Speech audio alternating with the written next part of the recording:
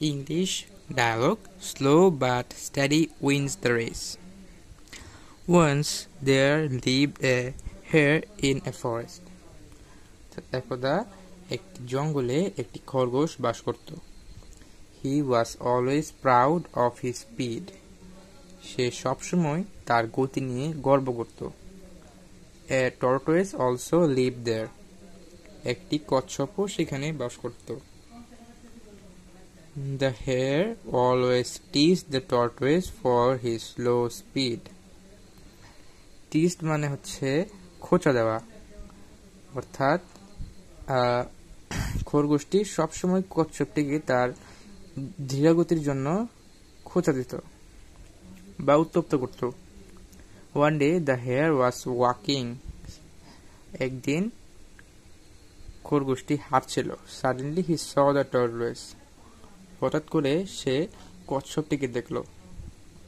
He was moving very slowly. সে খুবই আস্তে আস্তে এগোচ্ছিল.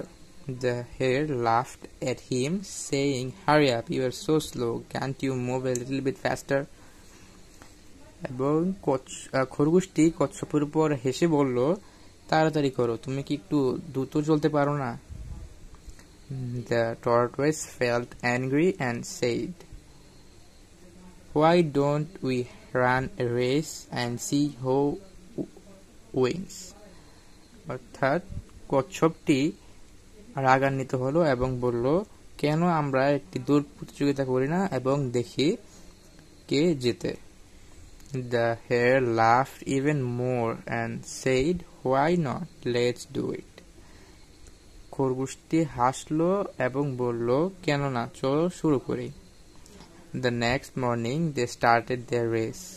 পরের দিন সকালে তারা তাদের প্রতিযোগিতা শুরু করলো. The hare ran so fast that the tortoise remained far behind. অর্থাৎ খরগোশটি এত দ্রুত দৌড়ালো যে কচ্ছপটি তার অনেক পিছনে পড়ে রইল. ফার বিহাইন্ড মানে অনেক পিছনে পড়ে থাকা. He looked back, but there was no trace of tortoise. সে পিছনে তাকালো কিন্তু কচ্ছপের কোনো চিহ্ন সে খুঁজে পেল না. The hare was sure his victory. অর্থাৎ কচ্ছপটি তার জেতার বিষয়ে সম্পূর্ণ আশাবাদী ছিল. So he sat under a tree to take rest, but unfortunately he fell asleep. তো সে একটি গাছের নিচে বসলো টেক রেস্ট অর্থাৎ বিশ্রাম নেওয়ার জন্য, বাট আনফরচুনেটলি দুর্ভাগ্যবশত সে ঘুমিয়ে পড়ল. On the other hand, the tortoise ran slowly but steadily. অর্থাৎ স্টেডি মানে হচ্ছে অটল থাকা, অর্থাৎ কচ্ছপটি তার হাঁটার উপর অটল থাকলো. In a short time he passed the sleeping hare. অর্থাৎ কিছু সময়ের মধ্যে সে ঘুমন্ত খরগোশটিকে অতিক্রম করলো. When the hare woke up, he looked around and saw in surprise that the tortoise was near the finish line. যখন খরগোশটি ঘুম থেকে উঠল, সে তখন চারদিকে দেখলো এবং বিস্ময় অবাক হলো এটা দেখে যে কচ্ছপটি ফিনিশ লাইনের কাছাকাছি চলে গেছে. He ran as fast as he could, but it was too late. He যত দ্রুত সম্ভব দৌড়ালো, বাট এটা অনেক দেরি হয়ে গিয়েছিল. The tortoise had reached the finish line. The tortoise অর্থাৎ কচ্ছপটি ফিনিশ লাইনের কাছে পৌঁছে গিয়েছিল. The tortoise looked back at the hare and said smilingly, See how the slow but steady wins the race.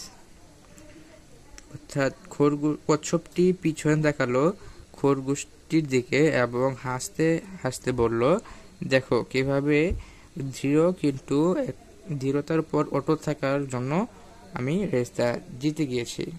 এখানে নিচে কিছু ওয়ার্ড মিনিং দেওয়া আছে। দ্য হেয়ার মানে হচ্ছে খরগোশ, ফরেস্ট মানে হচ্ছে বন, প্রাউড মানে হচ্ছে গর্বিত, স্পিড মানে হচ্ছে গতি, টর্টয়েস মানে হচ্ছে কচ্ছপ, টিস মানে হচ্ছে উত্তপ্ত করা, তারপর আছে লাফ এট হাসা, হারি আপ তাড়াতাড়ি করা, আনফরচুনেটলি দুর্ভাগ্যবশত, ফেল স্লিপ ঘুমিয়ে পড়েছিল, ভিক্টরি বিজয়, ওক আপ জেগে ওঠা, সারপ্রাইজ অবাক হওয়া, স্লোলি ধীর বা ধীর, স্টেডি মানে হচ্ছে অটল বা অনর, রেস মানে হচ্ছে দৌড় প্রতিযোগিতা।